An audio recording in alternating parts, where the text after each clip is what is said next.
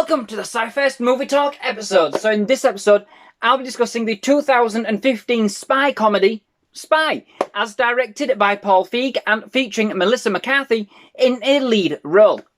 Now, after watching the, well, let's face it, the extremely disappointing affair that was the 2016 Ghostbusters remake, I really kind of wanted to give the combo that is Paul Feig and Melissa McCarthy another chance. You know, I think they deserved that much. Given that Feig also directed that rendition, along with McCarthy kind of playing one of the titular roles as one of the Ghostbusters, of course. I knew there was something out there that was more worthy of their talents. And indeed, I did remember watching Spy some time ago and remember thoroughly enjoying it. So I thought I would give it another go and kind of see if it held up, you know? So McCarthy plays Susan Cooper, a fully-fledged CIA agent who's found herself working as tech support for the real spies out in the field, after getting looked over for fieldwork on a number of different occasions. After her spy partner, Bradley Fine, as played by Jude Law, is killed while trying to discover the location of a portable nuclear device, Cooper puts herself forward to go into the field and finish Fine's mission, with often hilarious consequences.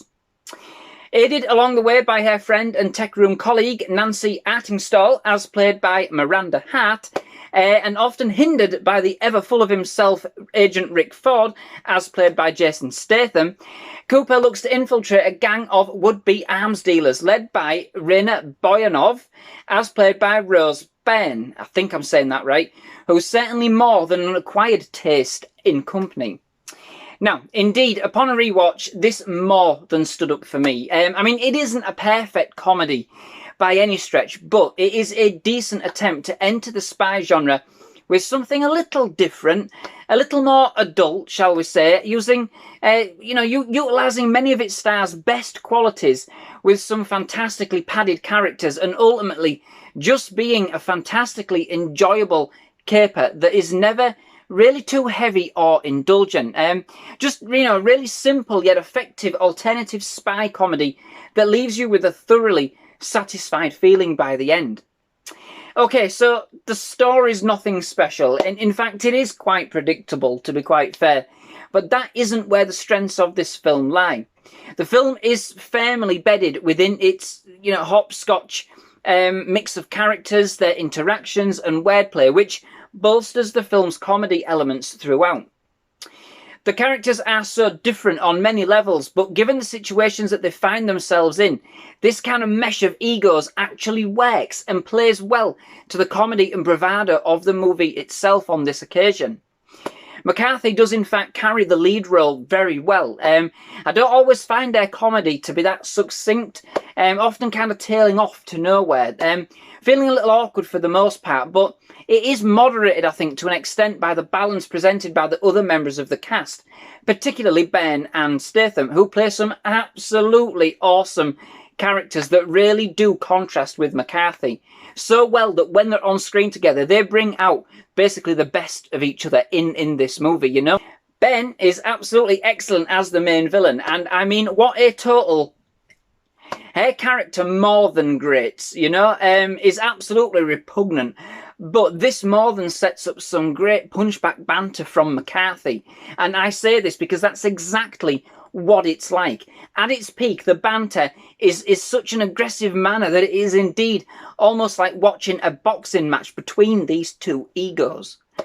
Jason Statham, well, is Jason Statham. But therein lies the absolute beauty of his comedy in this movie. And for me, one of the movie's most standout and most unexpected comedy roles. The fact is, he doesn't even have to try. All he really does is list every over-the-top stunt he's ever actually done, almost reading like his entire filmography. And they do get more ridiculous as the movie goes on. But the way that it is done is just simply hilarious, as, in this movie at least. None of it actually seems to be true. He is an arrogant, self-believing, filth-spouting narcissist that again works to be such an effective character here. The stark differences in the comedic approach between all the characters really shines and really does help to kind of balance some of the more awkward moments that we do have in the movie. As a movie, it doesn't try and emulate anything. Sure, it leans very heavily on the James Bond franchise in many ways, including its James Bond-esque intro, accompanied by its very own theme song and moving titles intro. And indeed, in a number of scenes which do pay homage to some of the classic, some of the series' classic moments, but in a very kind of subtle way. I was definitely reminded of the music, the themes and the cinematography from the sort of like those used in the Brosnan-esque era Bonds. But ultimately, it's not a spoof. It's not a parody. Moreover, it is its own self-contained comedy when all's said and done, which was indeed a refreshing touch, I think. It does still revolve around a number of off-kilter jokes, however, some being quite offensive, resulting in a number of more awkward, kind of more stretched out moments that don't always kind of hit the mark. I think this is kind of the trademark, isn't it? But at least here, they do feel a bit more intentional and a bit more focused actually into the film. Still, yeah, some that do make you wonder though, But elements are more than hilarious at times, and they do look like they're having great fun with this idea of downtrodden and underappreciated tech department rising through the ranks to kind of show everybody just how essential they actually are. Indeed, without them, the field agents would be absolutely useless, all brawn and no brains. Tech support is where it's at.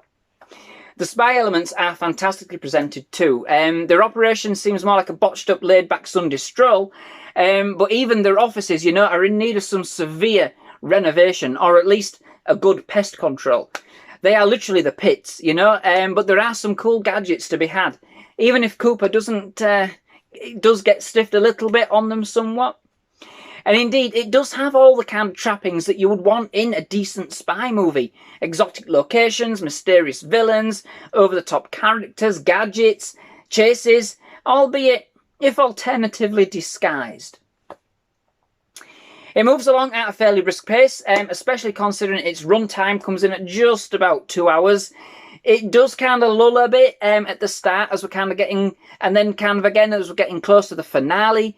But all in all, it does provide for some very kind of entertaining and engrossing comedy throughout. It does move. It doesn't feel too slow. Overall, Spy is a pretty decent alternative take on the spy genre that really does carry itself well.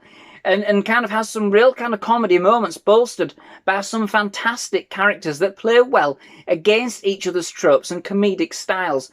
On this occasion, it really does work. It is perhaps a bit predictable, but the fun of the movie, it lies elsewhere. There's some great banter between the cast and indeed some quite brutal moments in that sense.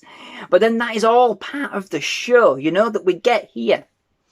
Not quite a parody, not a spoof.